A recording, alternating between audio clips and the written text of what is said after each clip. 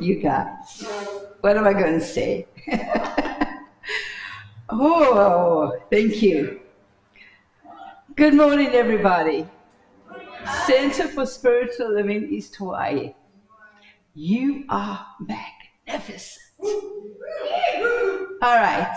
I've been living right on the ocean for the last month, so I'm really close to the water today. So if you see the tears run, just know that they are filled up and overflowing with joy, with love for each and every one of you. As I stand here and I look around, I am just completely blown away because I'm going to read a piece and you'll know exactly what I'm saying.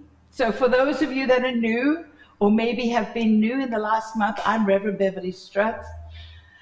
I'm honored to be the spiritual director of this community.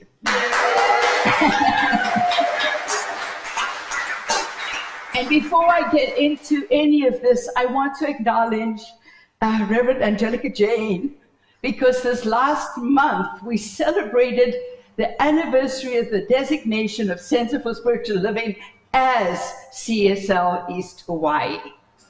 We have been here a while. It's all about all of you, and we're not going anywhere. This is beautiful, this is brilliant, and the love here is unbelievable. And let me tell you this. This is from Terry. Let me put my glasses on because the tears are not allowing anything to focus. Terry Pratchett, A Hat Full of Sky, she wrote, "Why do you go away? So that you can come back. So that you can see the place you came from with new eyes and extra colors. And the people there see you differently too. Coming back to where you started is not the same as never leaving." So coming back. Wow. In total honesty, when I was on the plane coming back, I even felt a little sense of trepidation because I had discovered a new part of me and I didn't know how it was going to fit in, how I was going to be, until I saw you. And then it's easy, because it's just being who we are. This is who we are. This is who we've always been. I remember lying in bed one morning, not knowing where I was. I was a little jet lagged. 54 hours of being awake can do that to you sometimes. Yes, it was fun. It was crazy. Sandra and I traveled together. We won't go into details because I think the journey home was challenging to see whether or not the trip really blossomed enough to make it worthwhile. And the minute I got off the plane, I was ready to get back on and go to be in that atmosphere where I had discovered a new me. It was a beautiful atmosphere by itself, but that it represented so much. So I'm lying in bed and I'm going, where am I? I'm like half asleep. And so I leant into the feeling tone. And the feeling tone was that beautiful bed that I had, that when I walked up the stairs, there were plumerias all the way up the stairs. There were flowers in arrangement on my bed. There were flowers in the stone wall of my bathroom. There were flowers everywhere. The beauty from my balcony was this openness to the ocean, to the sunrises, to everything. I could feel that. I could feel it so closely. And what I realized in that moment was it didn't matter where I was. That feeling was in me. It had been incorporated into who I was showing up as in that atmosphere. So it doesn't really matter where we are. It's who we are in that atmosphere and how we want to be. So that helped. It helped a lot. It helped a lot to get me through feeling like I wanted to stay on vacation, didn't want to go back into anything. But honestly, it was you, all of you.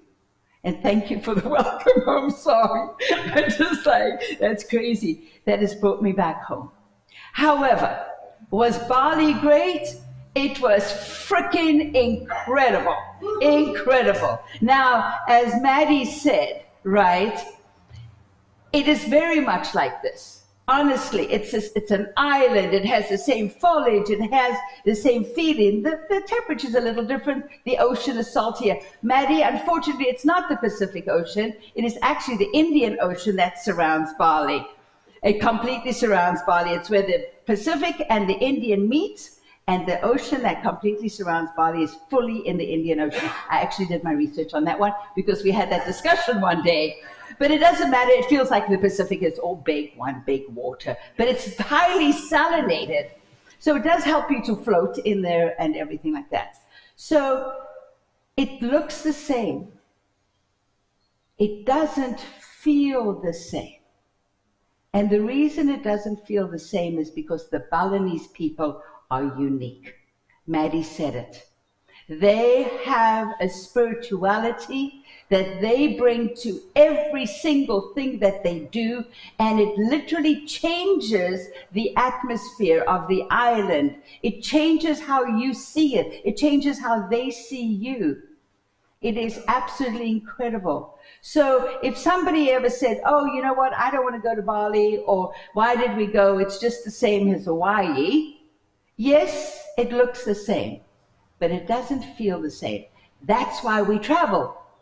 We don't travel just to see the topography, although it is exquisite. And let me tell you, their detail to beauty is amazing, just truly amazing. Even in their day-to-day of what they do, you guys all know me. There's one word I don't use. It's fine. You tell me something's fine, I'm looking at you like this. Really? We don't do fine. We don't do fine. We do wonderful, we do great. Now they do fine. And no matter how wonderful it is, they go one more step in beauty. And you can't help but just have your whole heart smile. Heart smile, just smile. It is that smile, that shine that comes forward. Because there's another step, and it's beautiful. And so this is what those that were with me, this is what we bring back with us. We bring back that whole thing of being, not that it's, and people go, oh, but you know what, it's called perfection. No, no, no. It's got nothing to do with perfection. It's got, everything is to do with how you feel you serve. We serve from the divine, we serve from the sacred. That's where they serve from. And beauty is the way they show up. It is absolutely beautiful. It is absolutely brilliant. Okay, that's enough Bali for right now. We've got a month of it. I'm here. We've got Power to the People for the whole month.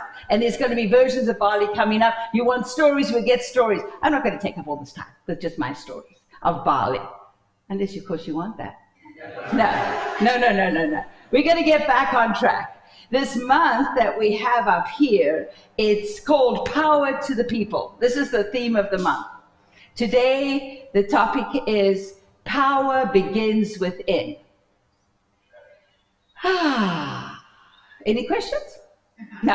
All right. So the power begins within. And so we start always with a little bit of humor. This wise old Zen master is visiting New York City. Can you see that in your head? This guy. In New York City, this Zen guy, orange robes and everything, you know, maybe a little, you know, one of these, you know, hanging around, something. Got to have this one. This was given to me by my beloved Gary Lynn Floyd, and it is an ongoing reminder of just that feeling tone that we were able to experience there. A wise old Zen master is visiting New York City, and he goes up to a hot dog vendor and says, "Make me one with everything." Isn't that brilliant? Make me one with everything. So the vendor, in true form, fixes him a hot dog and hands it to the master, who pays with a $20 bill. The vendor puts the bill in the cash box and closes it. And the master looks at him and goes, "My change?" He goes, the vendor responds, "Change must come from within." Ta-da, change. So today we're talking about power. And really it is about our relationship with power. How perceptions, how we see it, what it means to you. And as we heard on Thursday, our beloved Tom came there and he expressed all these different words that power means. You know, the noun, the adjective, the action, all these things. But power and our relationship to it normally comes to us from this place of feeling powerless.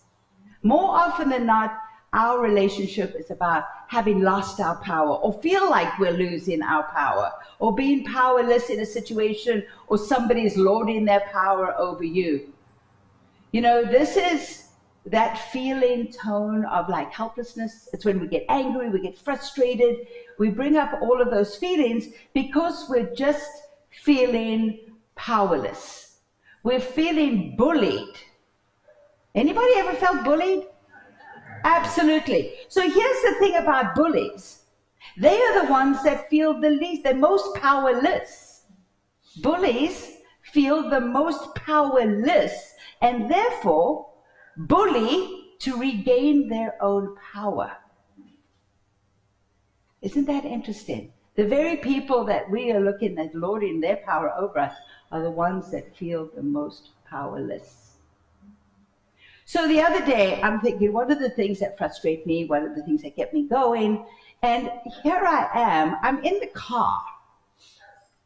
And a phone number comes through on my phone in the car. And I look at it, I don't recognize the number, and I'm like, okay, what is this? However, it was an 808 number, so I'm thinking, well, you know what, maybe I should answer it. It was a random call from a random place with a random thing to say. And I was like, oh my goodness, here we go again.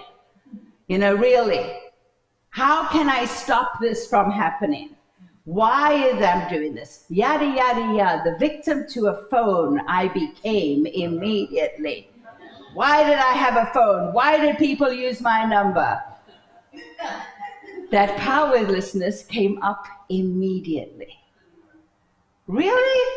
A phone call, and it had this whole thing go on. It took 3 seconds for that all to happen. You know, the functions in our body happen very, very quickly. But I still had this whole idea about being powerless to the system, you know. So what did I do? I stopped, and this is the catchphrase for today. I asked myself how I could see it differently. How could I see this differently? And the minute I asked myself that, I allowed the opportunity to come into being. Now remember, I allowed the opportunity because I really didn't know what I wanted to do. I wanted to slam the phone down. Have you ever tried to slam the cell phone down? Yeah. You know, the other person doesn't hear it, right? They never hear it at all. This click doesn't work. It's like, oh, I broke my phone. You know? So I was like, all right. So I spoke with the person. And I took a change in situation, and I told them I wasn't available to speak right now, but if they really wanted to get hold of me, they could try it at another time. Wow! What a shift in the atmosphere. Everything shifted. My frustration went right out of the window. I got my power back because I was now sharing how I wanted to be treated. Call me when I'm available, kind of thing, right? They're probably still going to call when I'm not available, but the idea is there. And then at all of it, you recognize and know that the person on the other side is just doing a job. They're just doing their job. They had no intention of calling to bother you, bug you. They actually had intention of calling to check in with you. So here was the whole way of taking that powerlessness, tossing it aside, taking back the power. Taking back the power by taking a moment to ask, how can I see this differently? All right, I'm done. No. But seriously, that's all it is. It's because when we are feeling powerless, we have given meaning to a situation or a person based on all of our old history, all of our past experiences, all of, oh, it happened last time, it's going to happen this time, there's nothing I can do about it. So we are giving this event meaning. which means we can change it. If we can give it, we can give it something else. It doesn't have to be the same old thing. We don't have to react in the same old way. We don't have to feel like we're constantly losing our power, because it's our choice. We never lose our power. We give it away. Right? We actually give it away. And we give it away by giving the chosen meaning to the event. So in all of this, we're choosing. We're choosing what we want to think. We're choosing what we want to see. We're choosing how we want to feel. We're choosing the powerlessness. Really? Why would we want to choose that?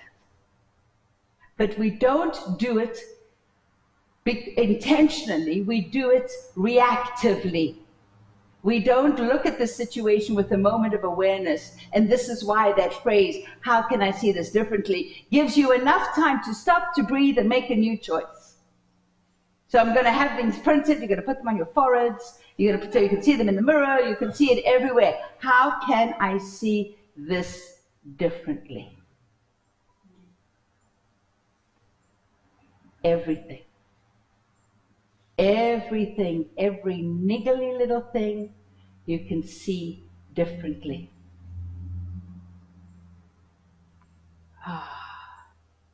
So what we recognize and know with the Balinese is that they are choosing to see their lives in a specific manner. Yes, these are centuries of tradition, centuries of spirituality, centuries of following through, but there is no resistance to it. They're not having to work at it. It's very natural. They get raised into this. They get raised into the traditions. But there's a beauty and a joy. And when you are feeling this comfort and this joy and this beauty, why would you want it any other way? Even I spoke with our wonderful drivers. We had the best drivers. I'm telling you, you're driving down the road and there's a truck coming straight for you. Oh yeah. Sandra, Maddie, myself, another person in the car. We're going along. Yes, there's actually a sign on the side of the road that's just an exclamation mark. I said to him, what does that mean? He goes, it means wow. Wow, it means wow. Wow, this is a great turn. Wow, this is a treacherous drop. Wow, it's a great piece of road that you get to drive on. So funny. But there is an instinct in them, literally, that the driver's skin and the skin of the car becomes one. They've done it since they were this high, you know, so it's not like this is new. But for us, we're like, okay, the road is this wide. There's a car parked here, there's a car parked there, there's our car, and then there's a truck coming straight for us. All of us, we kind of went quiet. We were all looking forward. Now, we've been with this guy for a while. We trust him implicitly. I didn't even get car sick with him because it's just, he's really, you just know. We all went really quiet. And here we head straight for the truck, straight for the truck, straight for the truck. And as if we were in the Harry Potter movie, everything goes, and we pass by and we go, and as we pass the truck, he breaks up laughing. He was howling because he felt us. He knew what we were feeling, like, oh my God, this is the last thing we're ever going to see is this truck. And he just fell out laughing. Of course, we did too. Anyway, what was I saying? Oh, the trust. Is that where I was? Okay.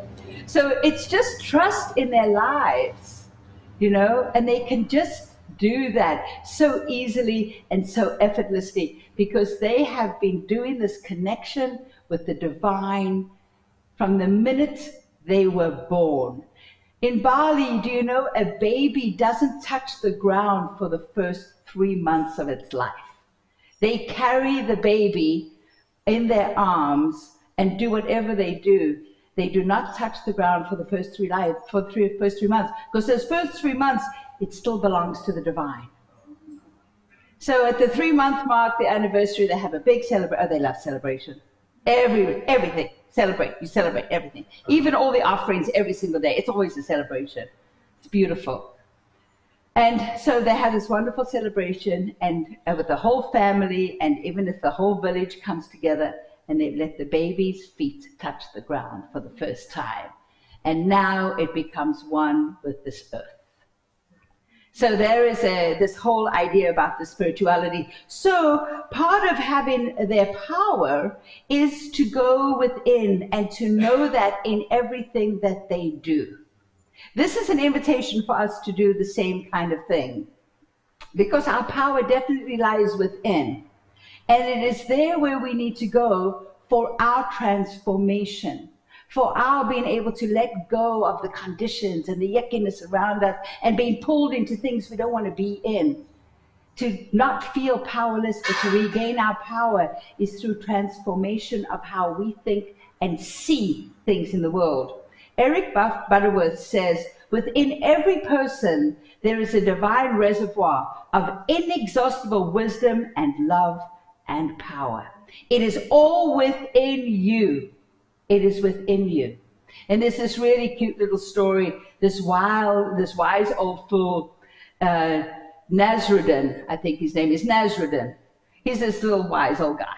And he was looking for his keys one day. And he was outside in front of his house, scrambling in the dirt, looking for his keys all over the place.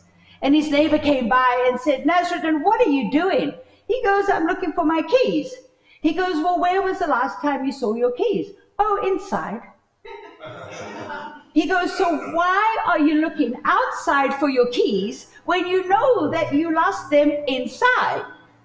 There's more light out here, he says. And we do the same. We are constantly looking for our keys outside of ourselves because it's a little dark in there sometimes, right? So we're constantly looking outside of ourselves for the keys that we need to shift and change our ideas and meanings in our life. But you got to go with it. You got it. You know, it's when we go within that we shine the light and we see what is in there.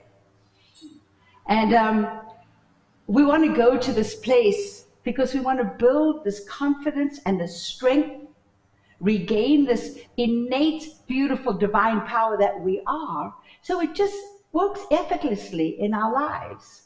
That there's an ease. Are you going to be triggered? Of course you are.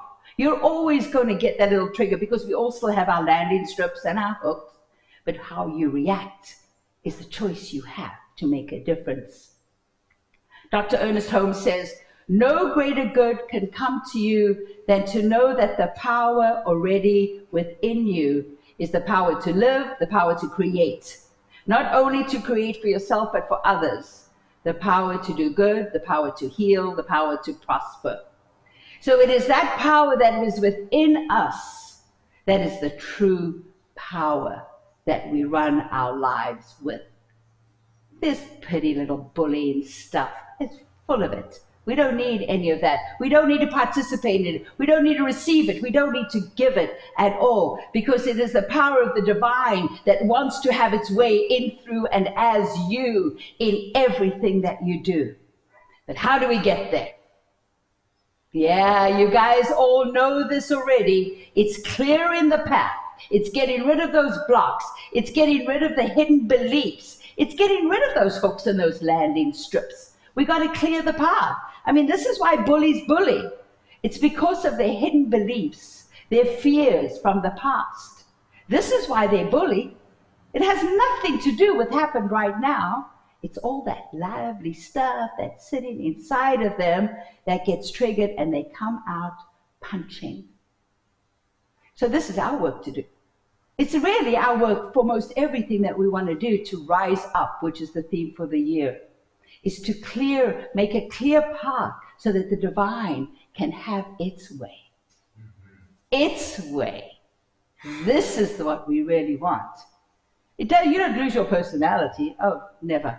Because the divine loves your individuality. It does not, no two of us are created the same. Why would the divine do that? Create two things the same.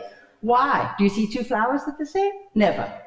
No two leaves, no two blades of grass. So we have our individuality, but if we allow the divine a nice clean path to be, what we bring forward is something so magnificent, absolutely beautiful, absolutely wonderful. So while we're doing all of this work, we're digging. What happens when you dig? You can turn up some stuff that smells a little bad. Yeah, and the more you dig, the worse it smells. So I'm not sure if I'm correct on this, but I believe that in AA, step number 4 is taking inventory. Correct? All right. So this is what we need to do. We need to take inventory. But here's the thing. It's not just inventory of all the, what is that word I want to use? Anybody? There you go. Thank you. See, I didn't say it.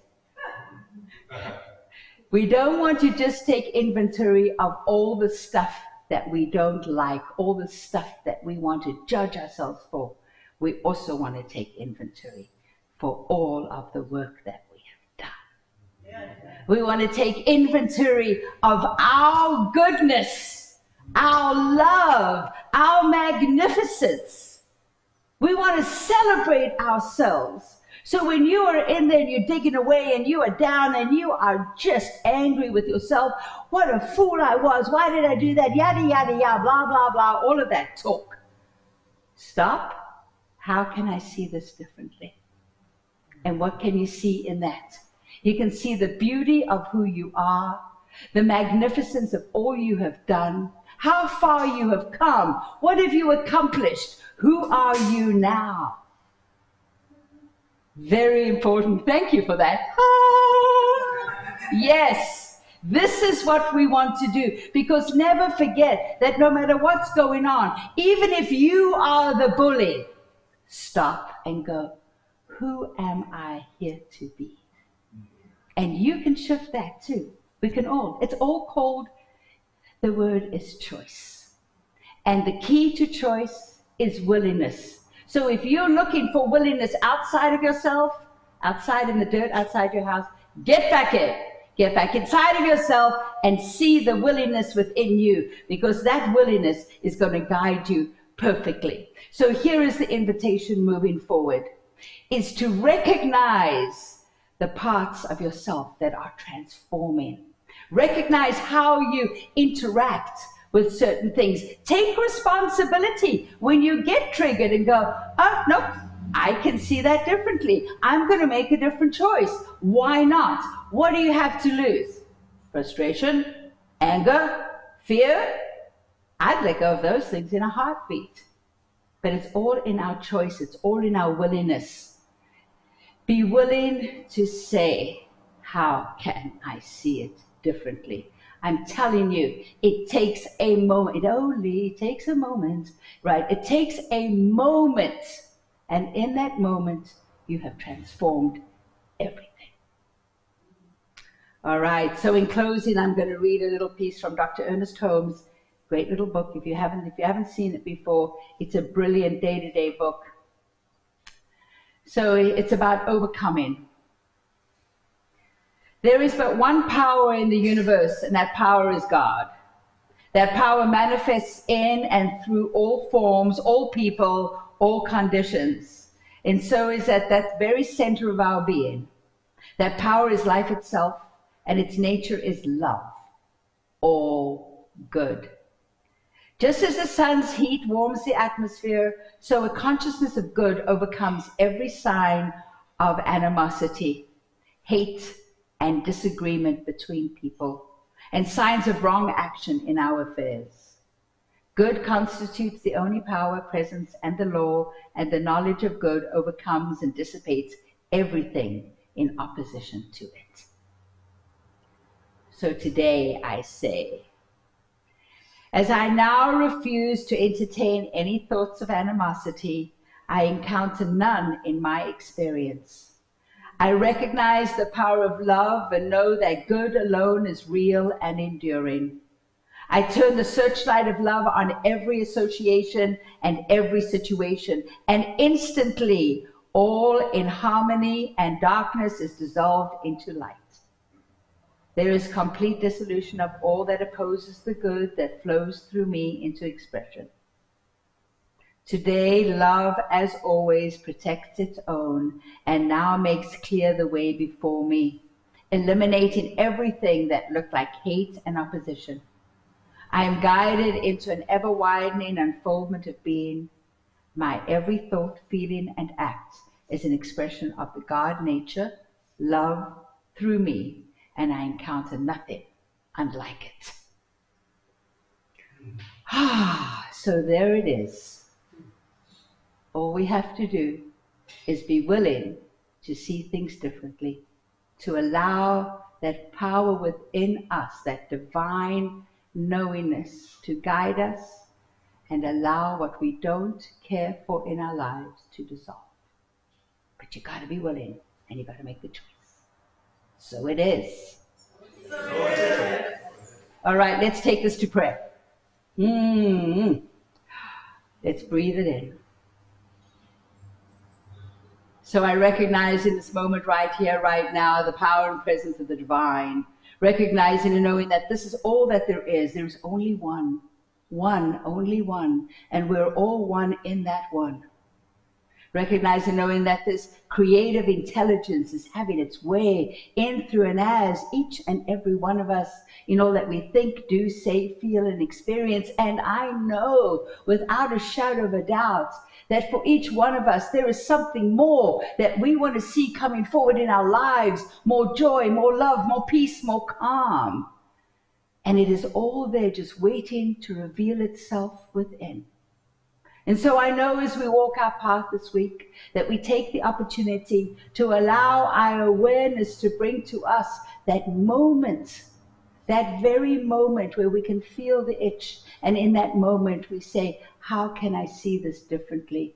And from there we have a completely new experience. For I know that this is the desire of the divine, to bring the greatest possible expression of each one of us forward in every way, in all ways. And so I know for us, as we step in with a willingness, with an open heart and open mind, that Spirit says, yes, my beloveds, yes. You're setting new intentions, you're expressing new desires, and guess what? It is already done, and done brilliantly. So I can just release this prayer, knowing that that is the truth. It is so, it is done. And we can claim it together by saying, and so it is. Thank you.